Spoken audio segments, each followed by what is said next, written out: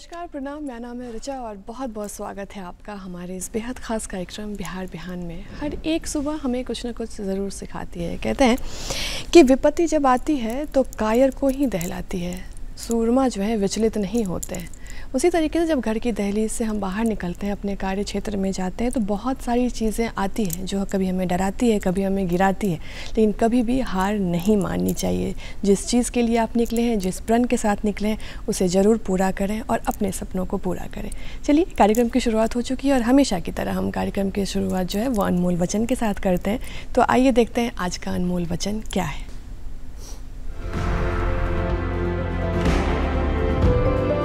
दिन आपके सामने कोई समस्या ना आए, आप समझ लें कि आप गलत रास्ते पर जा रहे हैं। स्वामी विवेकानंद।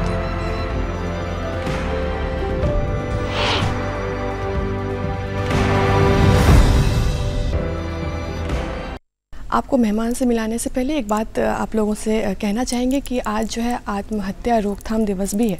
आज की ज़िंदगी में जहाँ पे स्ट्रेस ज़्यादा है, जहाँ पे लोग बहुत जल्दी हार मान जाते हैं, जहाँ पे उन्हें लगता है कि जो आपने एक काम कर लिया उसमें फ़ेल हो गए तो आप ऐसी कदम उठा लेते हैं, तो आप लोगों से, ऐसे बच्चों से खास करके निवेदन है कि इस तरह का कदम ना उठाएं। कभी भी जब आप हारते हैं तो कहीं ना कहीं आप सीखते हैं, तो निरंतर अभ्यास करते रहें और इन चीज़ों से बचें। चलिए, अब वक्त हो चला है आपको आज के मेहमान से मिलाने का। आज हमारे साथ बेहद ही ख़ास मेहमान मौजूद हैं। आप हैं वीरेंद्र कुमार यादव जी, जो कि सदस्य हैं हिंदी सलाहकार समिति, भारत सरकार। आप 30 वर्षों से हिंदी राज्य के विस्तार के लिए कार्य कर रहे हैं और 10 जनवरी विश्व हिंदी दिवस जो मनाया जाता है, इनके वो प्रस्तावक भी हैं। सर, बहुत बहुत स्वागत है आपका। सर, सबसे पहले तो आपसे ये सवाल रहेगा कि हिंदी सलाहकार समिति की भूमिका क्या है, किस तरीके से कार्य करती है, क्या है इस विषय में बताएं। सबसे पहले तो मैं हिंदी दिवस का सप्ताह शुरू हो चुका है जी, इसलिए दर्शकों को हिंदी दिवस की हार्दिक शुभकामनाएं देता हूं। और भाषा रक्षति संरक्षिता, भाषा की हम रक्षा करते हैं तो भाषा हमारी रक्षा करती है। हिंदी भाषा नहीं, भावों की व्यक्ति है। ये मातृभूमि पर मर मिटने की भक्ति है। हिंदी का विस्तार राष्ट्रीयता का विस्तार है, भाईचारे की भावना का विस्तार है, शिक्षा और समृद्धि का विस्तार है और संस्कृति का विस्तार है। हम हिंदी की बात करते हैं पर हिंदी में नहीं करते। हम संकल्प हिंदी के लेते हैं और विकल्प अंग्रेजी में ढूंढते हैं। आज हिंदी को सिर्फ प्यार ही की आवश्यकता नहीं है, हिंदी को आज व्यवहार की आवश्यकता है। और मैं एक छोटा सा उदाहरण से समझाना चाहता हूँ जी। खास करके हिंदी भाषी क्षेत्र के लिए। मैं पटना के बैंक का आंकड़ा मंगाता रहता हूँ कि पटना के लोग जो हिंदी भाषी हैं वो अपना अधिकृत हस्ताक्षर किस भाषा में करते हैं। तो मुझे अतिशयोक्ति नहीं होती है कि 98.4% लोग, हिंदी भाषी लोग, अपना अधिकृत हस्ताक्षर अंग्रेजी में करते हैं। और इस दूरदर्शन के माध्यम से उन लोगों से मैं सादर आग्रह भी करना चाहता हूं कि कम से कम राष्ट्रीय प्रतिबद्धता के लिए अपना हस्ताक्षर अपनी मातृभाषा में, हिंदी में करने की शुरुआत करें। तो मैं समझता हूं कि हिंदी दिवस की जो शुरुआत करते हैं उसकी बड़ी सार्थकता होगी। दूसरी बात, आपने हिंदी सलाहकार समिति के कार्य प्रणाली पर प्रश्न किया। वैसे बहुत सारी संस्थाएं हैं। भारत सरकार केंद्रीय हिंदी समिति बनाई हुई है जिसकी अध्यक्षता प्रधानमंत्री करते हैं। उसमें वरिष्ठ मंत्रिमंडल के सदस्य और राष्ट्रीय स्तर के भाषाविद और साहित्यकार उसके सदस्य होते हैं। और वो समिति तय करती है कि देश में हिंदी कैसे चलेगी और कार्यालय में हिंदी किस प्रकार चलेगी। उसकी अनुवर्ती कराने के लिए केंद्रीय गृह मंत्री की अध्यक्षता में एक बहुत बड़ा राजभाषा विभाग है जो कार्यालयों में नित्य प्रति नए नए आयाम घड़ते रहते हैं, नए नए नियम अधिनियम बनते हैं।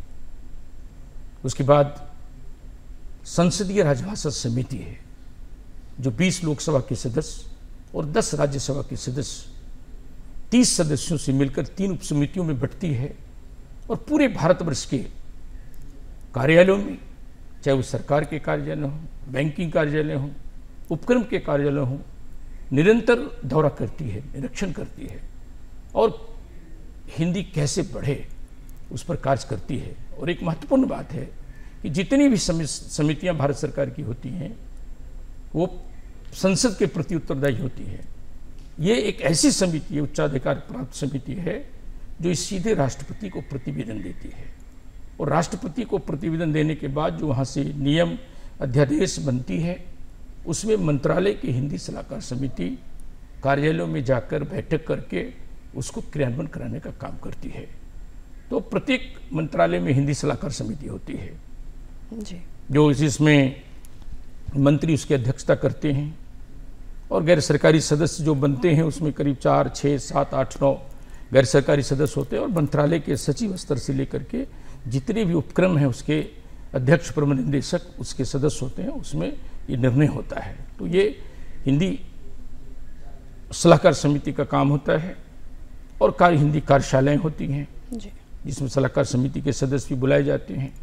तो विभिन्न प्रकार से अभी जैसे हिंदी दिवस शुरू हुआ 1 तारीख से लेके अब 30 तारीख तक जाएगा और चूंकि नई शुरुआत हुई है आदरणीय गृह मंत्री अमित शाह जी के नेतृत्व में 4 साल से 14 हिंदी दिवस के दिन 14 और 15 2 दिन एक जगह इकट्ठा होकर पूरे भारतवर्ष के हिंदी सेवी, हिंदी अधिकारी और बड़े बड़े पदाधिकारी कार्य करती है और सम्मेलन करके वहाँ भी निर्णय लेती है, जो 4 साल से चल रहा है। अभी चौथा मुझे लगता है कि सूरत में संभावित है जो 14-15 को जो पूरे भारतवर्ष के अधिकारी वहाँ पहुँचे हुए होंगे। तो इस प्रकार हिंदी के कई कार्य होते हैं।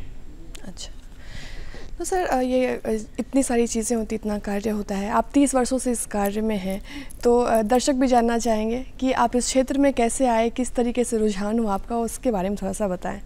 देखिए, रुझान का बात तो जहाँ तक है तो मैं दिल्ली के मॉडर्न स्कूल में जो अंग्रेजी दा स्कूल था उसमें मैं पढ़ाई करता था।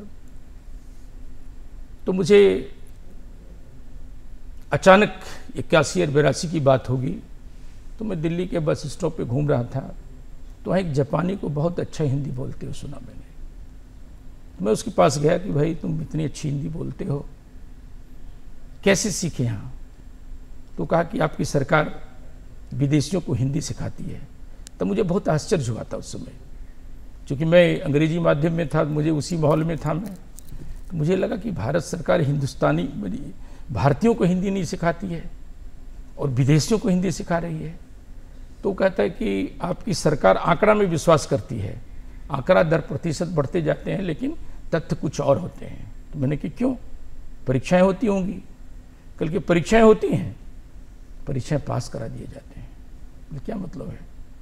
तो उन्होंने कई बातें हमको बताया कि हिंदी के प्राध्यापक को जब मैं हिंदी में बात करता हूं तो हिंदी के प्राध्यापक कहते हैं कि तुम अंग्रेजी में बोल सकते हो, मैं अंग्रेजी जानता हूं। तो इसलिए कि कितनी हीनता है हिंदी वाले लोगों में, हिंदी के प्राध्यापकों में। तब मैंने उसको पूछा कि हमारे जनतंत्र के बारे में तुम्हारा क्या सवाल है? तो जनतंत्र, तो उसने कहा कि जहां जनता की भाषा और तंत्र की भाषा में भिन्नता हो वहाँ जनतंत्र हो ही नहीं सकता। तो वहाँ से प्रभावित हुआ मैं। और मेरे पिताजी 22.5 साल सांसद रहे, केंद्र में मंत्री रहे और संसदीय राजभाषा समिति के संयोजक रहे और सांसद रहते हुए ही उनका निधन हुआ और हिंदी के प्रति वहाँ से दोनों प्रगाढ़ता मेरे अंदर आई। तो मैं उस क्षेत्र में चला जी। तो मैं आगे कब चला, बढ़ता ही चला और उसके लिए अब तो मैं संघर्ष भी करता हूँ, जूझता भी हूँ। जी सर, अभी हमने जैसे कि बताया कि आपने कहाँ से, आपको कैसे लगा कि आप इस क्षेत्र में आए और किस तरीके से ये काम करती है। उसके बाद एक सवाल ये है कि हिंदी का संवैधानिक पहलू क्या है, इस विषय में कुछ बताएं। देखिए, जब संविधान सभा जी इस पर विचार कर रही थी तो 12, 13 और 14 ये 3 दिन संविधान सभा में राजभाषा नियम अधिनियम पे ही मंथन हुआ। तो संविधान सभा के तत्कालीन जो अध्यक्ष थे आदरणीय देश रत्न डॉक्टर राजेंद्र प्रसाद जी, उनकी हार्दिक इच्छा थी कि संविधान को हम हिंदी में रचें, हिंदी में पारित करें, और उनके इतनी अदम इच्छा होती हुई भी हमने संविधान को अंग्रेजी में बनाया और खंड से अंग्रेजी में ही पारित किया। फिर भी 14 सितंबर 1949 का दिन भारत की ऐतिहासिक दिन है भारत के लिए, जब सर्वसम्मत से उत्तर, दक्षिण, मध्य, केंद्रीय भारत सभी लोगों ने, सभी सदस्यों ने सर्वसम्मत से हिंदी को राजभाषा घोषित किया, स्वीकृत किया। तो 14 सितंबर 1949 को हमने स्वीकृत किया और 26 जनवरी 1950 को हमने लागू किया। तो हमने एक त्रुटि तो नहीं कह सकते, एक संशोधन छोड़ा कि 15 साल तक हिंदी के साथ अंग्रेजी को चलाया जाना चाहिए, ताकि संविधान निर्माताओं का ये विचार होगा कि 15 साल में हिंदी समृद्ध हो जाएगी और अंग्रेजी को हस्तांतरित कर देगी।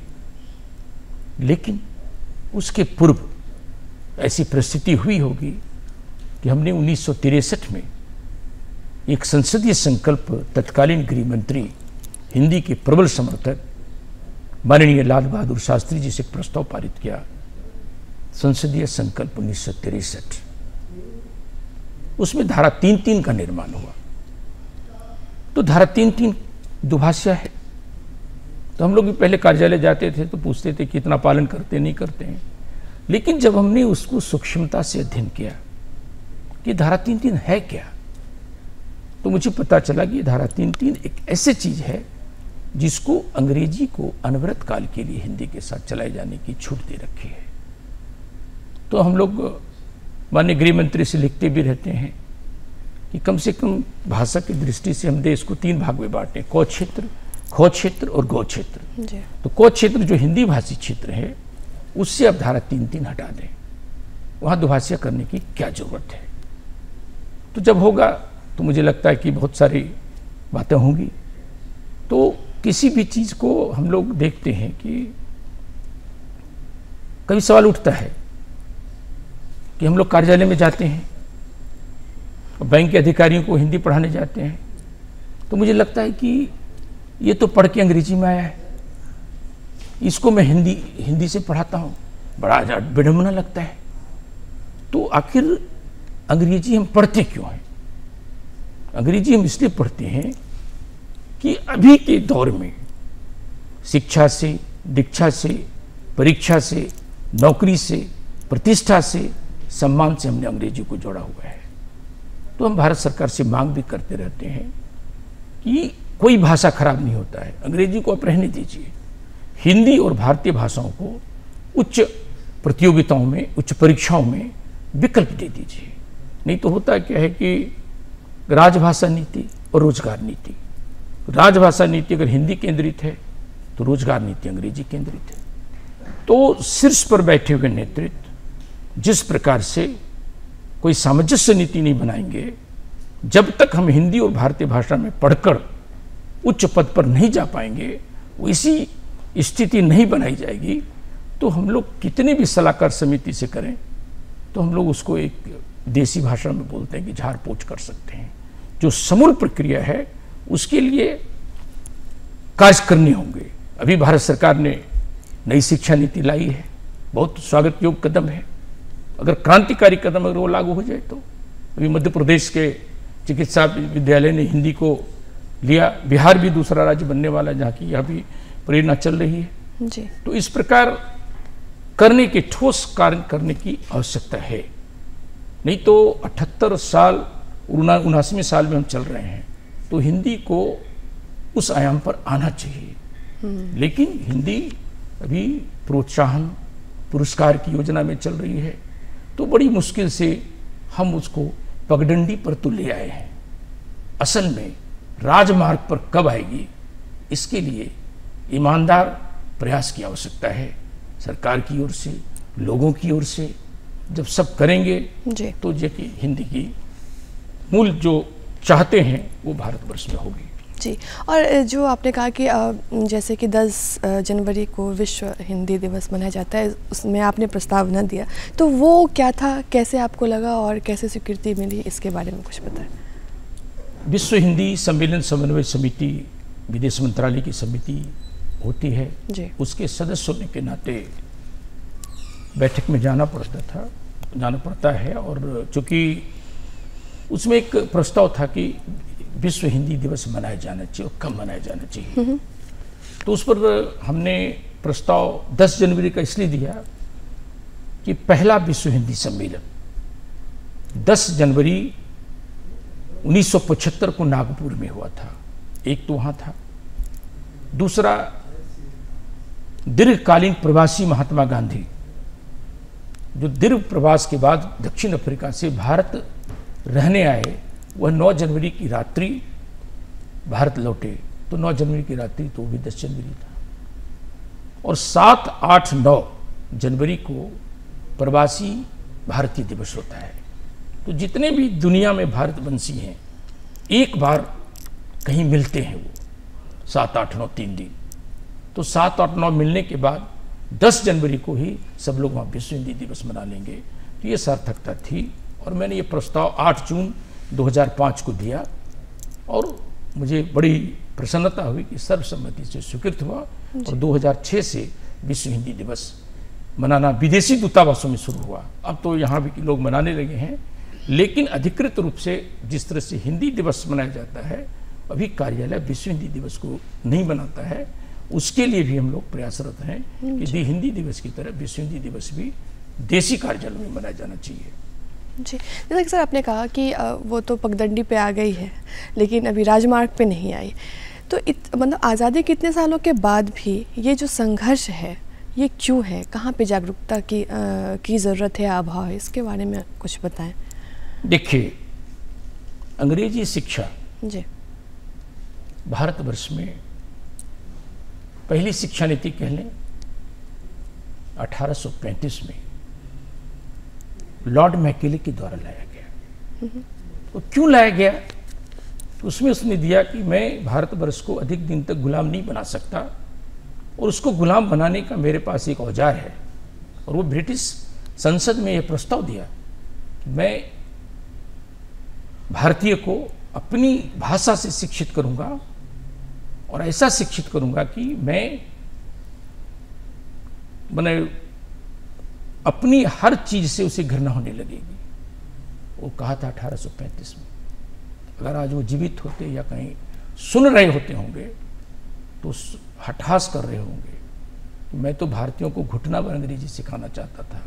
मुझे क्या पता था कि भारतीय चिप्स की तरह अंग्रेजी को दिमाग में बैठा लेंगे। तो एक मूलभूत संरचना होती है। तो चूंकि जब हम अपनी भाषा में विचार नहीं करते हैं तो हम मौलिक चिंतन नहीं कर पाते।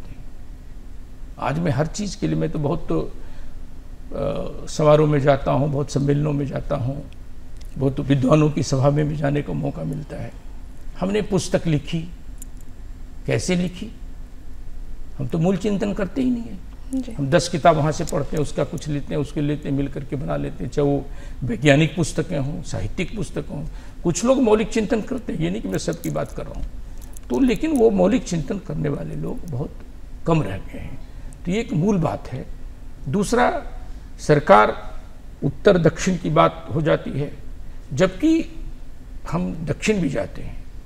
तो दक्षिण के राज्यों में एक छोटा सा उदाहरण देकर बताना चाहता हूँ कि बोर्ड जो लिखता है वह अनिवार्य है कि तमिलनाडु में है तो तमिल पहले लिखना होगा, तब अंग्रेजी लिखे, हिंदी लिखे या न लिखे, लेकिन ये परिपाटी बनी हुई है।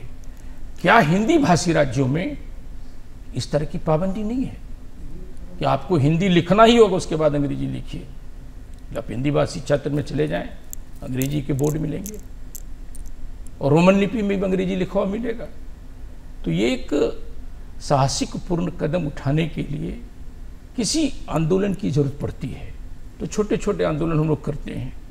तो जैसे संघ लोक सेवा आयोग में हिंदी की बात थी, IIT में हिंदी की बात थी, उसके लिए उन्होंने काफ़ी संघर्ष किया और होता है। लेकिन सरकार की बाध्यता कहें या उसकी समरसता कहें, सरकार को चलाने पड़ते हैं, तो किसी भी देश के लिए 3 आवश्यक तत्व होने चाहिए।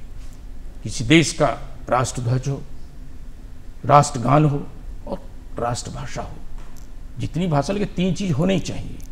राष्ट्रध्वज हमने किसी पार्टी के चरखे को निकालकर अशोक चक्र देवान प्रिय का लगा करके निर्माण किया। राष्ट्रगान हमें कविवर रविन्द्रनाथ टैगोर के सौजन्य से प्राप्त हुआ। राष्ट्रभाषा के मामले में हम चूक गए। अगर आज़ादी के सुमुहूर्त बेला पर हम राष्ट्रभाषा घोषित कर दिए होते तो आज मुझे ये दिन देखने को नहीं मिलता, क्योंकि उस समय स्वतंत्रता आंदोलन की जितनी कड़ी चल रही थी उसमें पूरे देश में हिंदी एक लड़ी की तरह चल रही थी। अगर उस समय हम उसको मान लिए होते तो आज ये दक्षिण उत्तर भारत का सवाल नहीं होता, लेकिन वहाँ चूक गए। अभी हमने आज़ादी का अमृत महोत्सव मनाया। हमें भी राष्ट्रवादी सरकार आदरणीय प्रधानमंत्री नरेंद्र मोदी जी से बहुत आकांक्षा थी और है भी कि वो जब लाल किले के प्राचीर से बोलेंगे तो अचानक ही 370 धारा लग गई, नोटबंदी हो गई, तो अचानक सुनने को मिलेगा कि राष्ट्रभाषा हिंदी हो गई। लेकिन ऐसा हम नहीं कर पाए। हो सकता है कुछ संवैधानिक व्यवधान हो, आगे इसका समाधान होगा। लेकिन मैं समझता हूँ कि हिंदी कल भी राष्ट्रभाषा थी और हिंदी कल भी राष्ट्रभाषा होगी।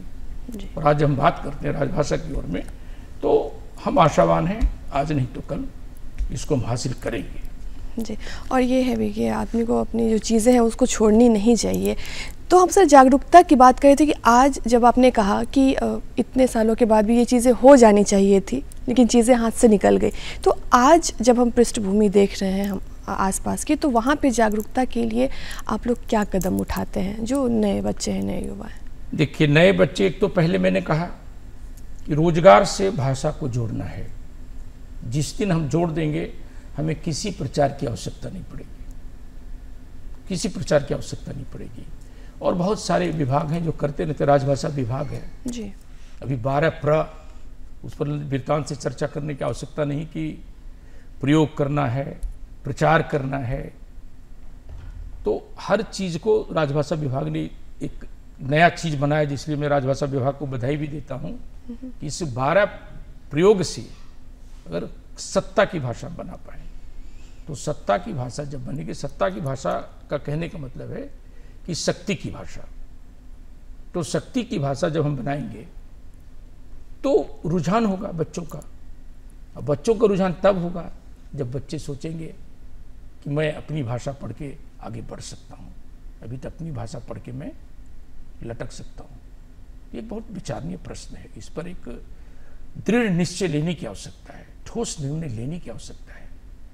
तो कम से कम हिंदी भाषी क्षेत्र में भी लेने तो बहुत सारी चीज़ हो सकता है। और दूसरी बात जो मैं आपके प्रश्न से मुझे भी दिमाग में आया कि मैं तमिलनाडु के एक विश्वविद्यालय में सम्मेलन में व्याख्यान देने पहुंचा। तो मैं जब वहाँ पहुंचा तो मुझे बताया गया कि आपको हिंदी में नहीं बोलने दिया जाएगा, जबकि मैं हिंदी में ही व्याख्यान देने पहुंचा था, हिंदी के लिए व्याख्यान देने पहुंचा था। तब मैंने कहा अपने एक तमिल मित्र को, कहा 3-4 पन्ना तमिल को हिंदी में लिख दो, मैं शुरू करूँगा, फिर बात करता रहूँगा। तो मैं 40 मिनट भाषण दिया, जिसमें 5 पन्ना पढ़ने में कितना देर लगेगा, तमिल में 5-7 मिनट पढ़ा होऊंगा, तमिल में ताली बजी और मैं हिंदी बोलता गया, 40 मिनट सब सुनता रह गया। तो उसमें से एक विद्यार्थी उठा, वो कहा कि चूंकि मैं त्रिभाषा फार्मूला पे बोला हुआ था तो उस पर वो जवाब मांग रहा था मुझसे कि सर आप कितनी भाषा पढ़ते हैं? हमने कहा हिंदी और अंग्रेजी। तो कल हम भी तो तमिल और अंग्रेजी पढ़ते हैं, तो आपकी सरकार क्यों कहती कि तीसरी भाषा पढ़ें, आप क्यों नहीं पढ़ते?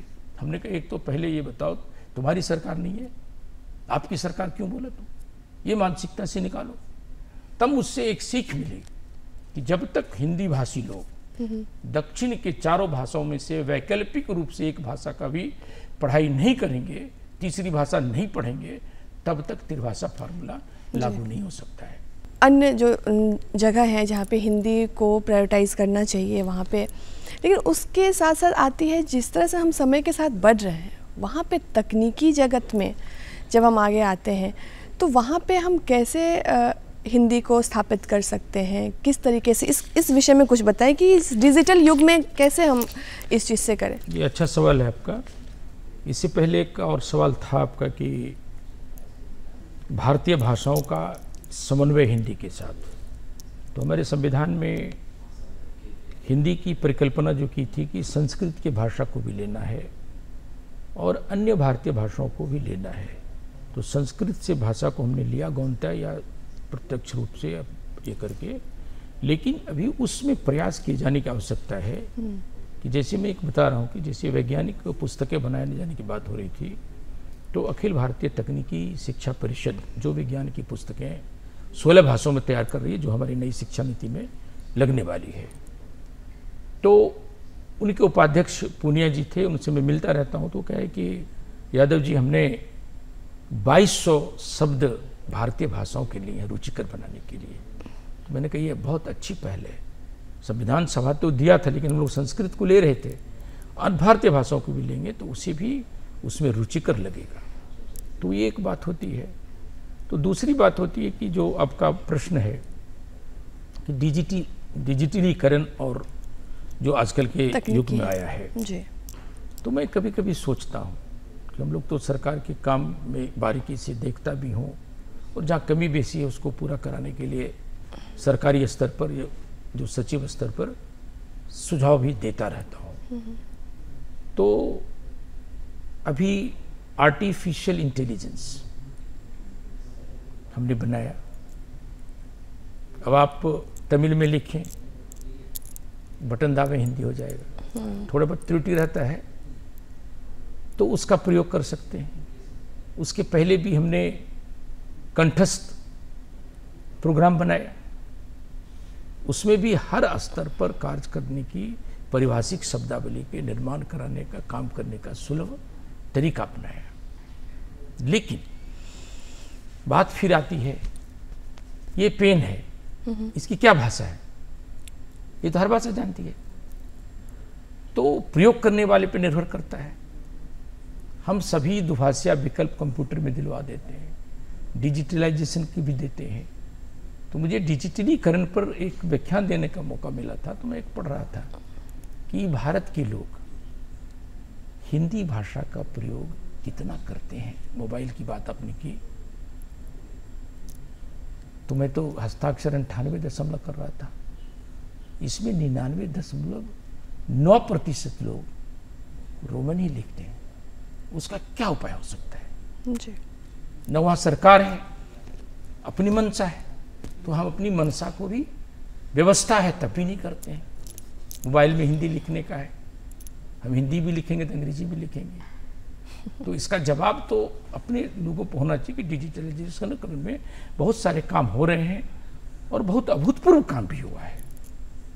लेकिन जब प्रयोग करने वाले नागरिक की हीन भावना जो दृष्टि आता है, उसको अगर हम दूर नहीं कर पाएंगे तो कोई कारण नहीं बनता है कि हम एक क्या कहते हैं कि स्वतंत्र नागरिक की तरह अपने को व्यवहारित कर सकें।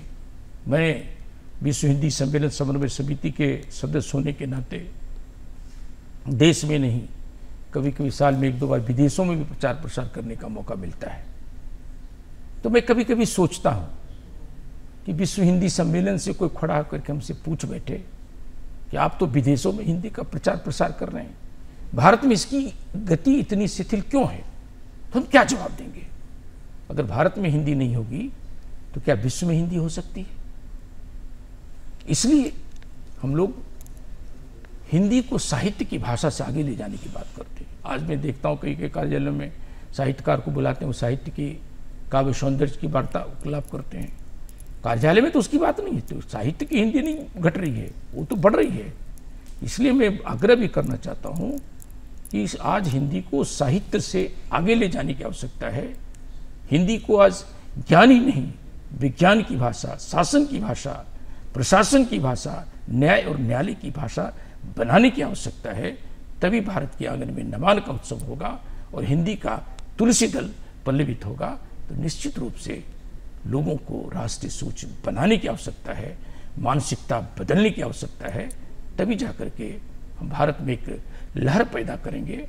और जब हिंदी सिर्फ इतनी बात नहीं है हिंदी सिर्फ भाषा नहीं है। हिंदी अगर उत्तर से दक्षिण तक बोले जाएंगे तो उस दिन राष्ट्रीय एकता इतनी दृढ़ प्रारंभ कर लेगी कि अखंड भारत का निर्माण होगा। जी, ये बात तो आपने बिल्कुल सही कही सर, कि अगर एक भाषा ही है कि ऐसा माध्यम है जिससे लोगों को जोड़ती है और हम एक दूसरे की भावनाओं को भी समझ सकते हैं। आम जनता के अगर प्रश्न की बात करें तो आज जब किसी भी चीज़ को अगर संजो के रखना है तो उसको प्रारंभ में ही संजो के रखना पड़ेगा। और आजकल के बच्चे, आजकल का एजुकेशन है, हम इस पर अगर आपसे एक प्रश्न करना चाहते हैं कि आजकल के माता पिता, आप अगर घर में जाके देखें तो वो मतलब बहुत गर्व से बोलते हैं मेरा बच्चा तो इंग्लिश मीडियम में पढ़ता है, इंग्लिश में बात करता है, तो उनको बहुत गर्व महसूस होता है इस बात को लेके। और हिंदी नहीं बोलने पे वो बहुत अजीब तरीके से एक बोलते कि अरे मेरा जो बेटा या बेटी वो हिंदी में बात नहीं कर सकता, वो इंग्लिश में ही पूछो। इस मानसिकता को कैसे निकाला जाए?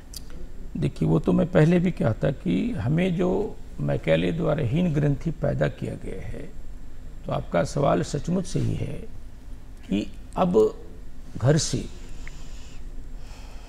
माता पिता विदा हो गए जी,